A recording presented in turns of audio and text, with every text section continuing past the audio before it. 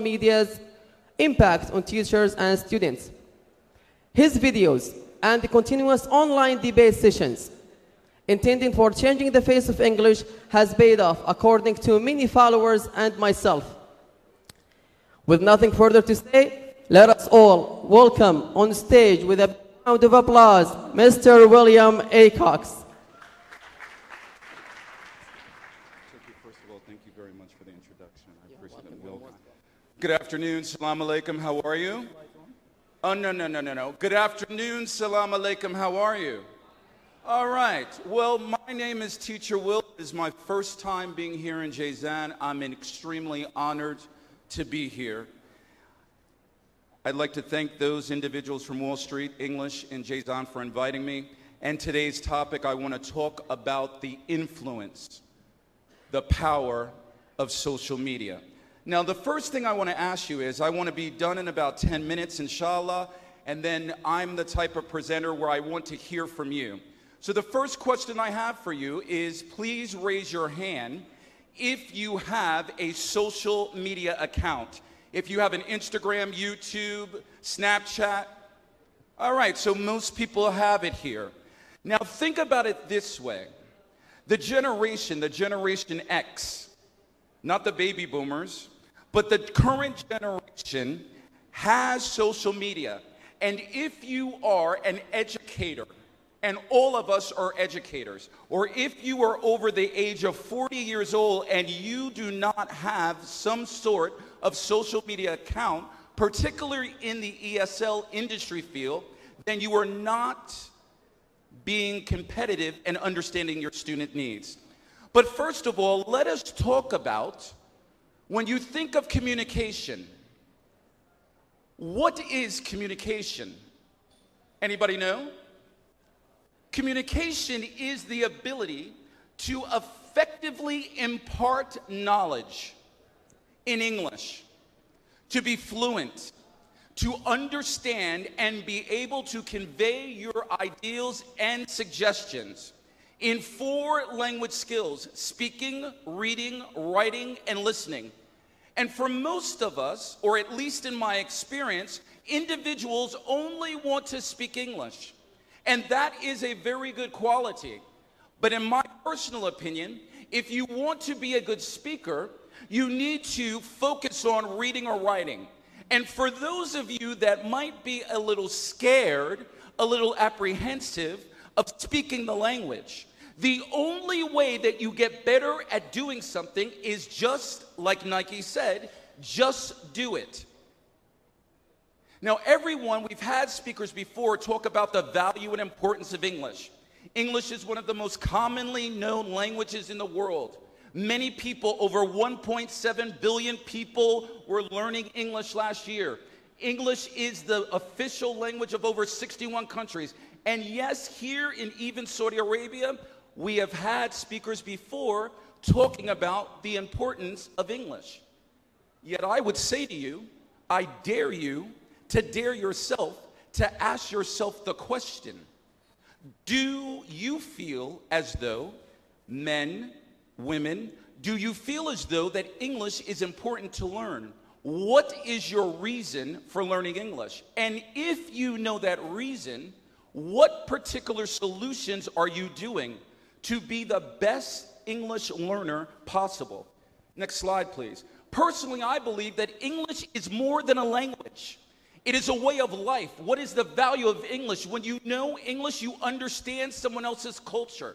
When you understand English, as the previous speaker said, you are involved in critical thinking. But then let's talk about social media. Now, for most of us, myself included, I thought that social media was just a particular thing pertaining to the 21st century. But yet, since the dawn of humankind, people have been trying to communicate with each other for thousands and thousands of years. In their early years, if I had a horse, and let's say Brother Sadiq, really? Sorry. Brother Save, if Brother Save lived in Jeddah, and I lived in Jazan, we would communicate, or try to communicate, by horse or by written letters. So social media has been around for thousands and hundreds of years. I'd like to draw your attention to something. Let's think about two important dates. 1890, 1891, with the invention of the radio and the invention of the telephone, fundamentally transformed how we as human beings communicate with each other. And as you can see in this slide, ask yourself the question, what would the world be without Facebook, without YouTube, without Twitter, without Snapchat? How has your communication process changed with all of these applications? And think about how right now in 2019, social media has changed the way you communicate, has changed the way that you interface with individuals. So think about now in 2019, and then what will be the next application in which will help you to communicate. And while I'm on that subject, next slide please, let me say this. English for me is a tool. It is a form of communication. And I recommend that English, the most important thing for those of you that might be interested, or ask yourself the question, if English is a tool, then I recommend that you first focus on fluency. Fluency is the same way that you are able to speak your native language of Arabic, is the same way that you are able to speak English. First focus on fluency, and then focus on accent. It's been my experience that a lot of times people want to sound like a native. There is nothing the matter with the way you sound. And the purpose of a language is to be understood. So focus on fluency first, and then accent. Now, for those individuals that are in the educational industry, social media has changed the way that teaching is delivered. Your students expect for you to bring some sort of social media in the classroom. Why is that? Because for most of them, from the ages of 2 or 3 or 4, they grew up with it. And so therefore, if you want to be a teacher and you want to have, and by the way, I believe that teaching is a symbiotic relationship between you, the teacher, and the student. I believe that teaching is the ability to motivate and empower your students to learn. Yet, what becomes important is the student has a responsibility and accountability for learning the language. Never take the student out of the equation. And you can use social media as one of the vehicles, not the only vehicles. Now, in anything in life, I've recognized and I've realized that there are cons and pros. So, let's see. Where is Mr. Zodi? Is Zodi here? Zodi, what does con mean? Con, I have on the board con. Can you explain to me what con means? I'm interactive. Con. Anybody know? A disadvantage. Very good. All right, so what does pro mean? Advantage. So in anything in social media, there's good and bad. There's cons and there's pros. Now, here is the question. Before we go to the next slide, someone give me, we're going to talk about disadvantages first. I'm going to pick on people. The great, oh, doctor, may I? You're important, doctor. Doctor, please give me one disadvantage you think of social media. Especially in teaching English or generally speaking? Your opinion, doctor. Generally speaking. Generally speaking, it's something that we need, all people need it, but we have to be very careful, especially with our children. Exactly. Okay, now in teaching English or any other language actually, I can say we need it, but we have to be careful how to use it actually. And by the way, when my son, Ayman, his PhD dissertation in using Twitter in teaching science. Excellent. Thank you. Thank you so much. Anybody else, one more disadvantage? Oh, we have a student. Okay, we have a follower, we have a student. Brother, let them know who you are. Go. Give me one disadvantage of social media. I'm Sanaj Brown Amri. Hello.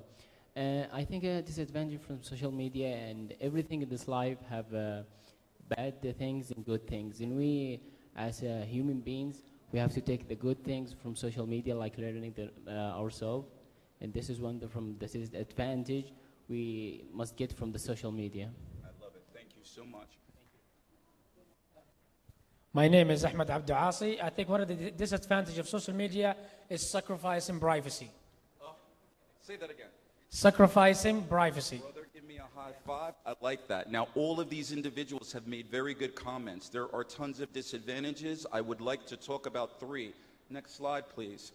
Has anyone in the day of age, cyberbullying, has anybody been bullied online? Anyone? Anyone been bullied online? Talked about, disrespected? Most of us. Is that a yeah? Most of us. Cyber and bullying is a major disadvantage of social media. Why? Because sometimes people do not have what I call digital etiquette.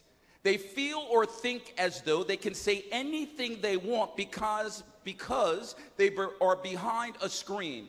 And so it gives them carte blanche to be disrespectful, to talk about someone's race or ethnicity or religion or non-religion, and they don't care. Cyberbullying is real. Over 65% of teenagers in the Kingdom of Saudi Arabia last year experienced some form of cyberbullying.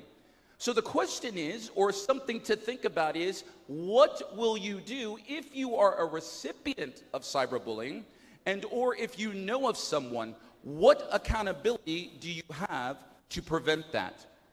Hold yourself, or let me make an I statement. I like to hold myself that even online, I should be respectful. Because why? Because words do cut, and words are important. So cyberbullying, a disadvantage. The other.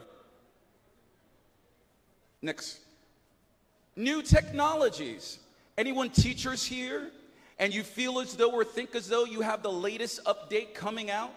And sometimes the students expect for the technology to be incorporated in class, and there's so many additions that sometimes the teachers have a difficulty adapting to the technology. Sometimes the students or the learners expect that all the class should be is just on Twitter or Facebook or YouTube or another application, and they fail to recognize the value of the teacher. So the teacher might sometimes have a problem adapting. And as my colleague and brother said over there, reputation. The reputation. If you are on social media, I recommend that you keep your business private. In this day and age of fake news, regardless if it's in my country from America or even your respective country, one bad comment can ruin your reputation. So make sure that you separate. If you are on social media, my recommendation to you is that you have a private account and a personal account, and watch what you say, because depending on where you live, that information might be held against you, either in employment opportunities or personal opportunities. But those are the disadvantages. I want to talk about the advantages. I want to talk about the benefits. Next slide, please. Well, collaboration. What does the word collaboration mean? Anybody know? Yes, sir. Say it again, louder, louder, louder. Stand up, stand up. Working with someone. What's another word? Give me a synonym. Working with someone. Anyone? Yes, sir. Working together, partnership. The advantage of social media in this day and age. Just go to the other 2 bullets, please, sir. Student participation, and the classroom is global. You have the ability to work with anyone around the world on whatever topic you want there to be. And for those of you that might say, or at least some of my students that I've had over the years, oh, there's nobody to speak English with in Saudi. I can't speak English with nobody. Really? Well, we had extremely professional individuals from the ministry telling you, if there is no one to speak English with in your country, in your city, that's the value of social media. Find a language exchange partner. There are WhatsApp groups, Telegraph groups, everything. So, student participation increases, partnership, working together, and the classroom between the teacher and student is global. So the question then becomes next, after I believe giving the advantages and the disadvantages of social media, for those instructors, for those educators, what particular things can be used, can be implemented in your classroom from a social media perspective to enhance, to improve your learning? And I have 3 suggestions as a thought.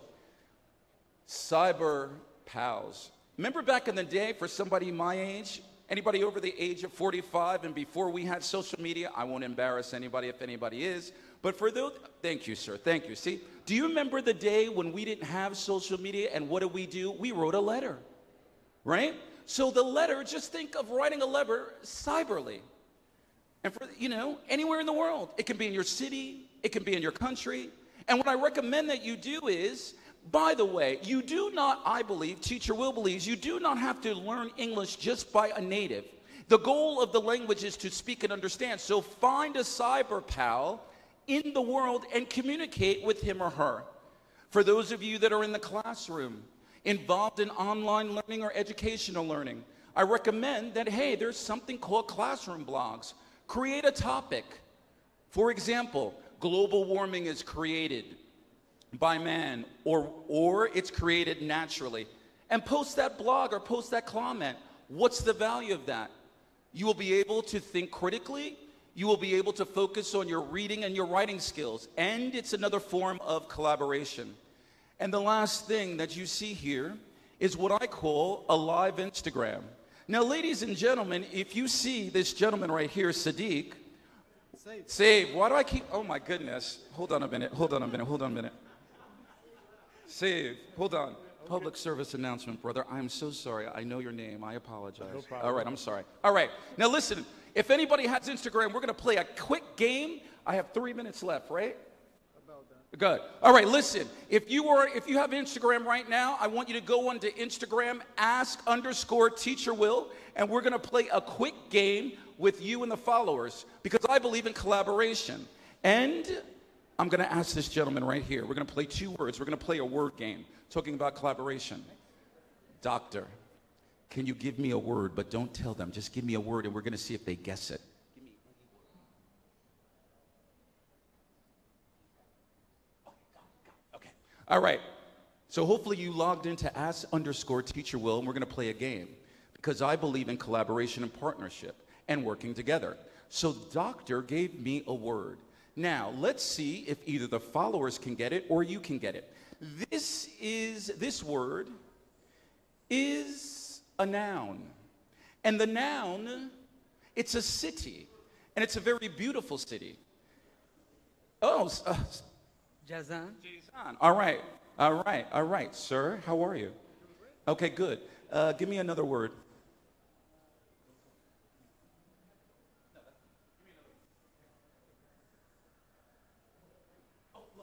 All right, one last thing, one last word.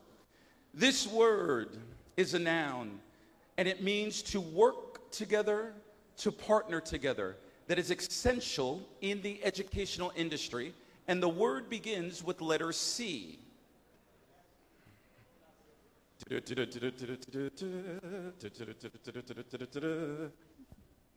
Collaboration. Collaborate. So, my time is up. In the spirit of collaboration, in the spirit of partnership, I would like to thank everyone. If you need to get in contact with me, that's all of my social media application or information. I would encourage you to recognize and realize the value of how social media is transforming, and not only transforming the framework of education, but how also by being on social media, you can have an understanding of yourself and someone else's culture. And one of the things that I can say, particularly of being value, is that I like to walk the walk and talk the talk. I am from America, and a lot of times when I have my thope on, people think that I'm Saudi or Sudanese or Nigerian. But yes, I'm American, and my father's American, and my grandfather was American. And social media adds value. When you learn about a different culture, you have a greater appreciation of yourself, and you can enhance your English. Thank you very much for your time. And if I have time for questions, fine. Personally, and on behalf of everyone here, I'd like to thank Mr. William Kokos for the educative, informative, and related to education lecture. So thank you so much. As a matter of fact, yeah. And in relation to the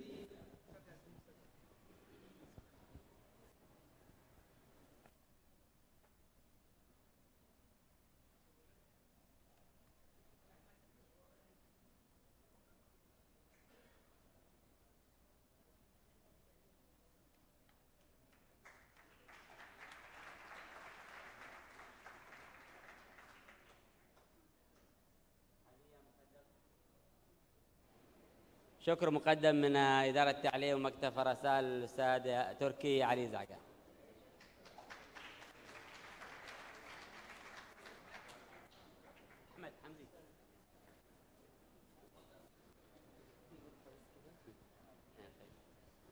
And by the way, I almost forgot, in relation to today's topic, which is being presented by Mr. William, we will be interviewed to a very distinctive student who has learned English through social media.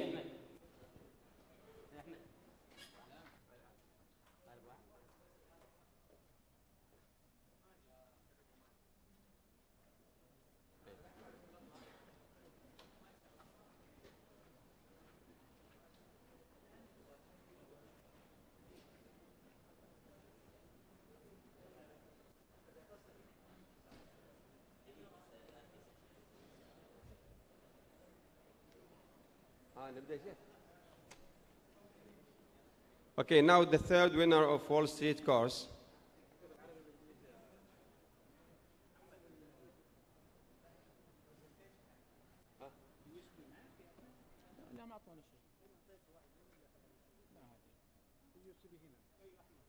الأحمر موجود هنا الساند ديسك. طيب البرزنتيشن حقه شو اسمه؟ البرزنتيشن حقه. حط البرزنتيشن حقه.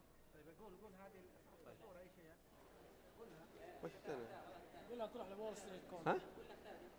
Okay. Would you go please to Wall Street corner there?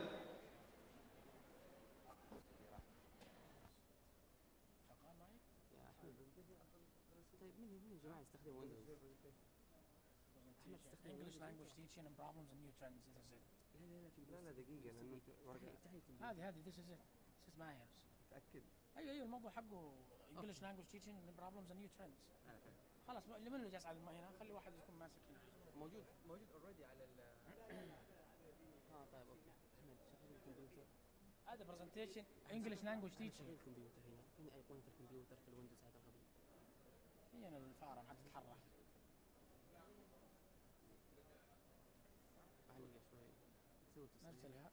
Mr. Maher, this is your presentation, right? Okay, very well, yeah. You have like 30 slides. 30 slides. Okay, so can you sit down?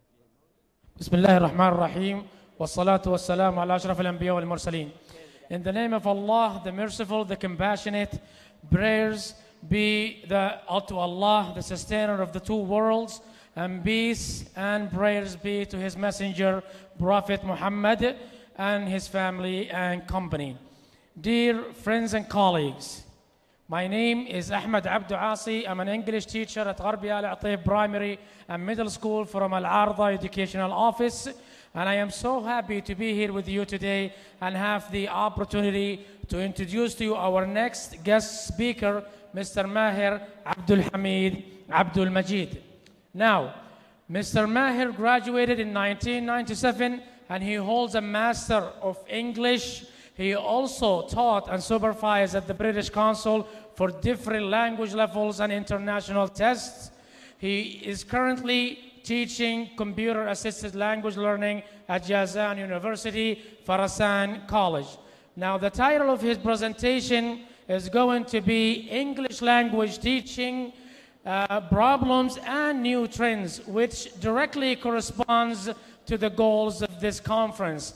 Now, drawing on his own personal experiences, Mr. Maher is going to shed light on some of the problems and barriers in teaching, as well as mobilizing the English language in our academic institution by focusing on two main pillars: the linguistic and the cultural problems, and how to go about overtaking such current and complex problems. His views on language teaching, or the process of ALT, as an interdisciplinary approach may reshape and revolutionize the way we teach. So without any further ado, please join me in giving a big round of applause to Mr. Maher Abdul Halim Abdul Majid.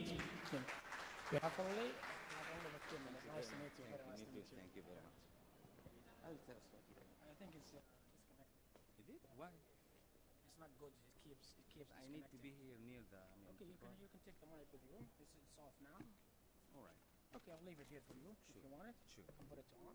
Sure. Thank you very much.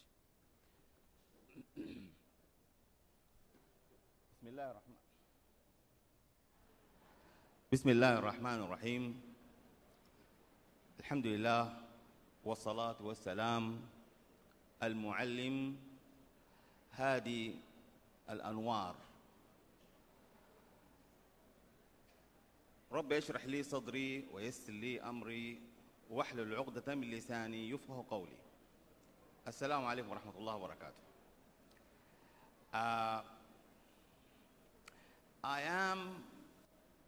I feel that I'm cheated by the my preceders, you know. They have almost sneaked into my, topics but let me, frankly speaking, I would like to express myself that I am really impressed by the arrangements and the presentation of such an activity which tries to... You're pressing on the tab. No. Am I? Go back to the first slide. Sure. That's why. I'm impressed by the arrangements and the topics being presented by the other, speakers, Prof. Arishi, Ustaz Farah, I'm really, and Dr. Mr. Ali Ghazali, and the other speaker. I am impressed, and I feel that my speech will just go along with their, way of thinking. But before I start, I also would like to thank, and without their efforts, I think this conference would have never come through today. Mr. Ahmed Hamzi, who has been working very hard and who has been interrupting me every time, calling and asking and making sure about the progress and the development of the conference. And also Mr. Abdullah Nasib, who has been, assigned to take care about the hospitality and the arrangements of this conference. I would like also to thank Mr. Muhammad Segal, my friend, close friend, as he likes sometimes to be called Segal, that American actor, So let me go, go on to my point.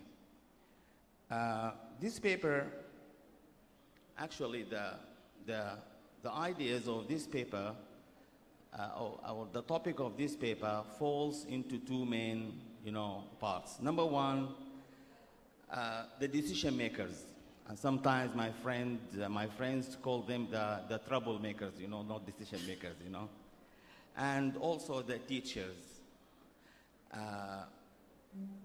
From my humble experience in teaching for more than 22 years, I observed many problems in Sudan and in Saudi Arabia as well. The first thing I observed that our students are really, really weak in their Arabic language, their native language. And I think this is one of the major causes of incurring low performance in English, because English could be and can be either foreign or second language, but mainly without having a base or a platform for extra or additional language, it's not possible to acquire a new one. So I think the performance and the abilities, the capabilities of Arabic language, our main language, our native language, is not smart. And I think also the next problem which I'm facing, that there is no collaboration, clear collaboration between English language and Arabic language. I mean, in terms of designing curriculums. In order to be successful and in order to be objective, our students should simultaneously go. This is what I think, that there should be kind of coordination between Arabic language and English language. And also, not only English. Actually, I was impressed by some words here. Mr. Farah said that English for all and jobs for all and vibrant, what you call vibrant society. These terms cannot be obtained in an isolative way.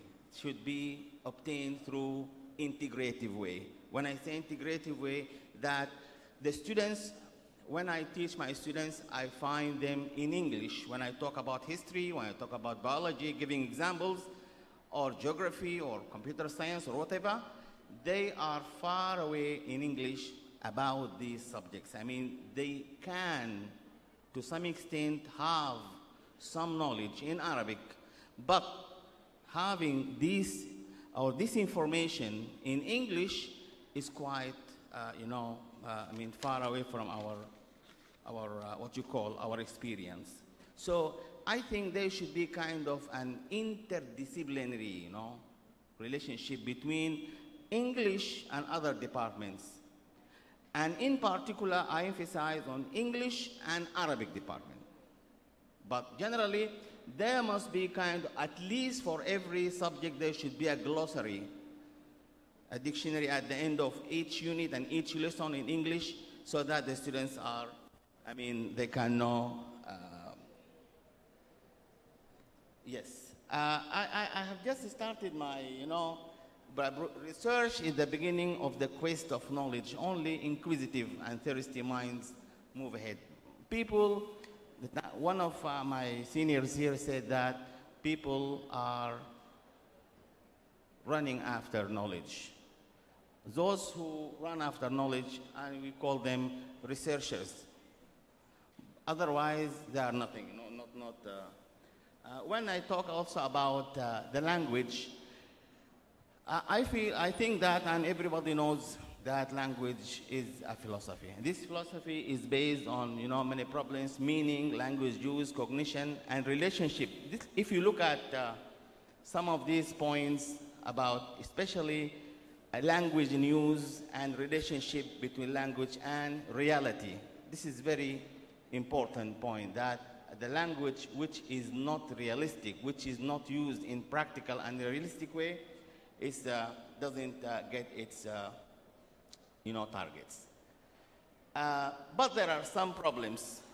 These problems are vagueness. When we talk about vagueness, and this is what really I'm facing with my students, that English language is vague, in a sense that they learn the language, they obtain the language, they use the language, but in a little bit vague way. When I say vague way, here I talk about, if I go back, when I designed, I thought I would do it fast, but now I am troubling myself,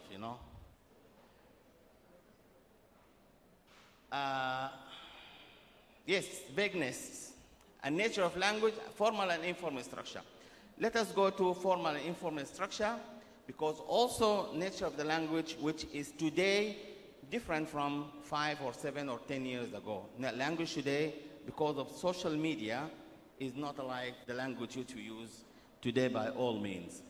Here, I'm talking about the problems which can be overtaken by, linguistic and cultural conventions. Linguistic, when I talk about linguistics, I talk about science, about a structure, I talk about facts. But when I talk about culture, I talk about behavior, I talk about identities, I talk about culture, traditions, attitudes, which can be obtained through different ways. This is not the aim of my topic today. My aim, first of all, which is going to the decision makers, is to reconsider the collaboration between English department and other departments, and also to find out a way that the students can be activated through different glossaries and different, what you call dictionaries. I'm afraid that I'm being bored, but when we talk about English learning, we talk, because some of you have preceded me, and they talk actually about the role of technology. And I think technology is not only for obtaining fluency or accuracy, not only for culture, but I think also for our students, I think it helps in active learning, which we always talk about active learning, and we talk about classroom management. These two hectic problems always arise about, organizing or controlling classrooms and, the students. Why do we use technology? I mean, when we talk about technology, as my respected speakers before me have, stressed the importance, and I don't want to repeat what they have said because I do agree with what they have said.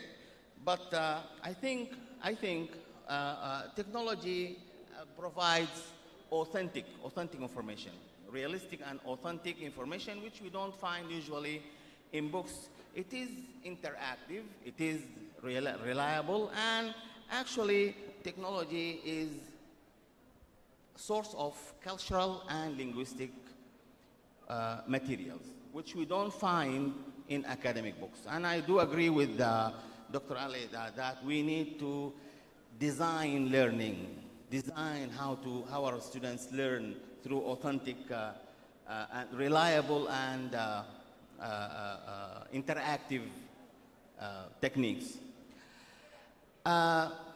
People talk about jobs, and some people talk about the threats that technology is hammering on our heads.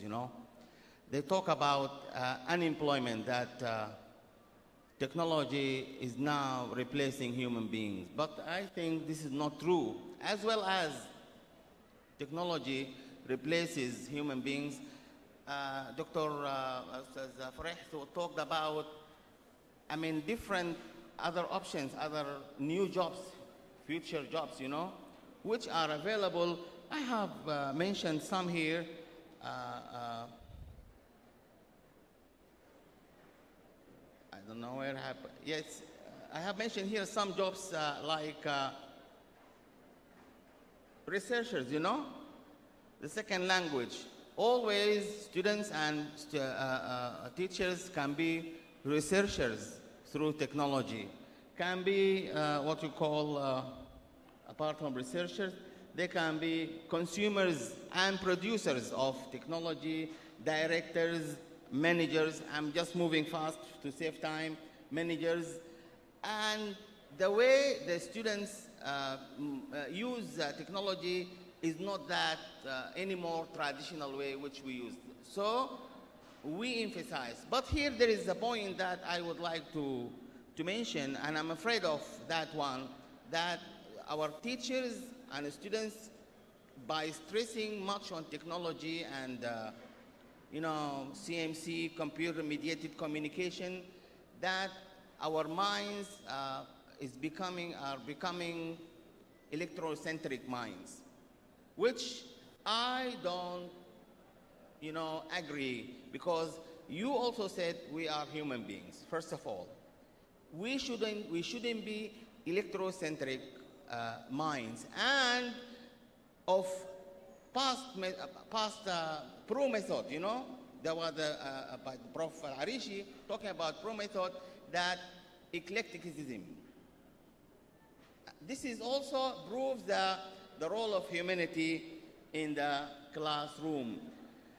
I feel that I'm doing slow and boring, but let me talk about only types of here. Whoa, I'm going the wrong way, you know.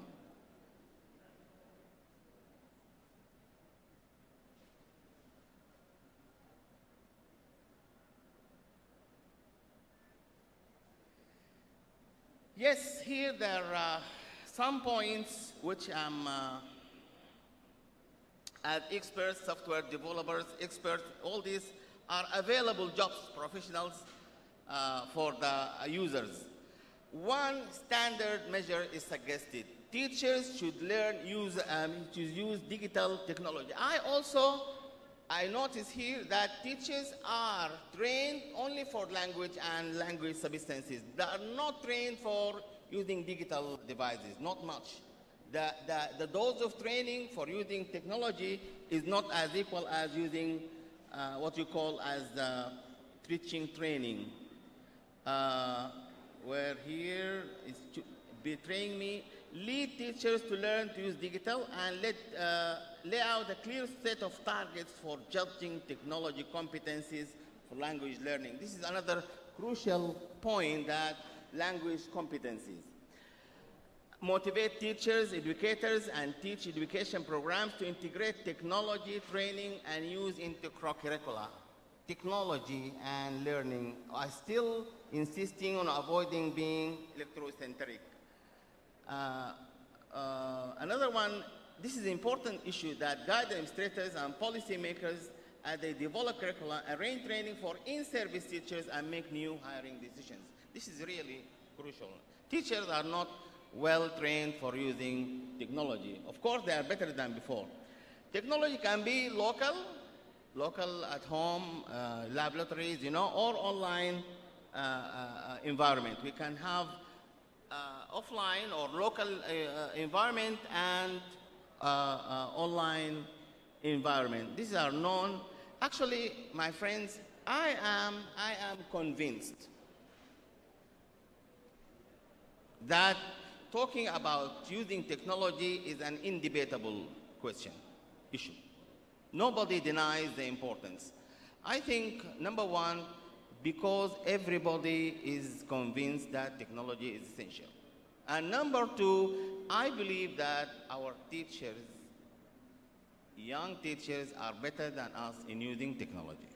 And it's difficult to guide them for such a job. Here, I'm talking about development. Development here, by development, I mean creating materials, not drills, not grammar, not traditional or practical, traditional ways.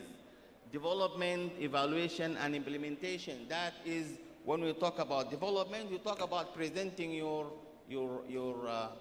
activities. And when I talk about evaluation, we talk about assessment, and also we talk about reinforcement of, materials. This is the diagram which can go beyond wise. Here we talk about the setting, we talk about the training, and we talk about the activities. Setting, training, and activities. We have asynchronous and synchronous. Everybody knows asynchronous is not in real time, and synchronous in real time. Yeah, am I done? All right.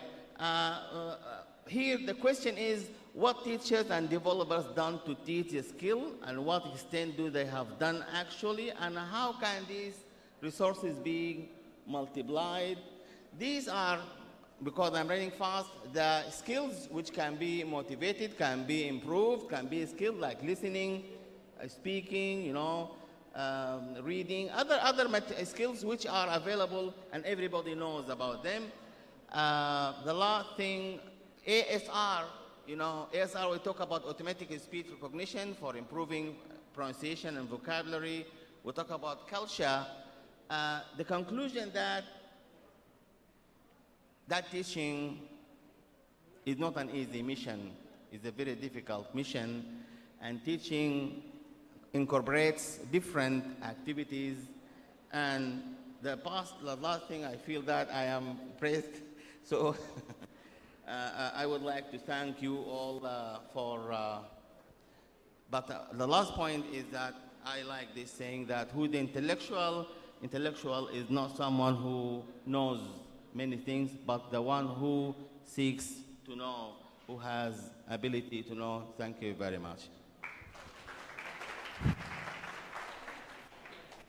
Thank you so much, Mr. Mahel. I also believe in credit when credit is due. There is some information that we missed out on, which is Mr. Mahel has a postgraduate diplomas in education administration, journalism, and mass communication. So he's an expert in his field. So thank you so much. So Mr. Yasser Duwairi, can you come up stage to honor our guest? Thank you so much. It has been an honor. I just would like to thank Mr. Abdullah Nasib for arranging this, and with Ustaz Hamzi also. Barakallah fiik.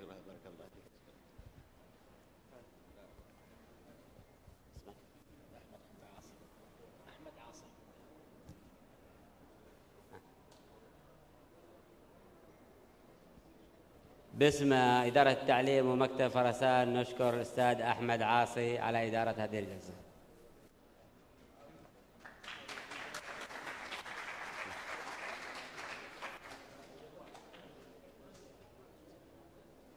باسم الملتقى وضيوفه نشكر طالبات مدرسة مجعر الابتدائية وطالبات مدرسة الدغرير الابتدائية على الفقرة اللي قدموها، فليتفضلوا مشكورين على المسرح لتكريمهم الأستاذ ياسر.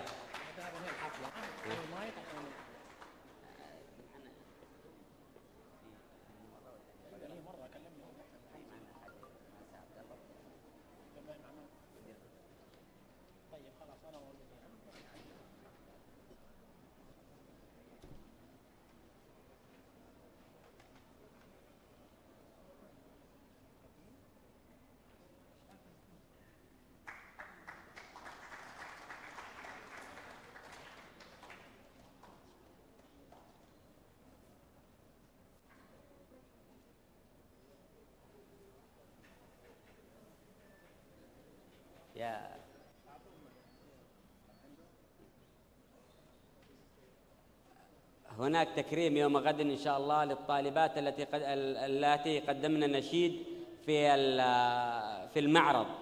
نتمنى غدا نجدهم وليكرمهم. نشكر الأستاذ ياسر دويري مساعد للشؤون التعليمية بالإدارة العامة للتعليم. بسم الله الرحمن الرحيم، والصلاة والسلام على أشرف الأنبياء والمرسلين سيدنا محمد وعلى آله وصحبه وسلم.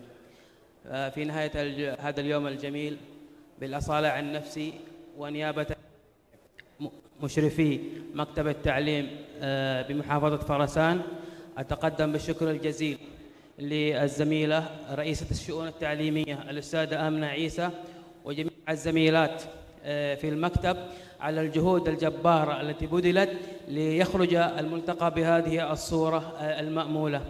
الحقيقة مهما تكلمنا وشكرنا لن نوفيهم حقهم، فهم من بداية هذا الأسبوع تركوا أسرهم وبيوتهم وظلوا يعني ينظموا هذا المكان وهذا الملتقى، فشكرا لهم بحجم السماء، والسلام عليكم ورحمة الله وبركاته.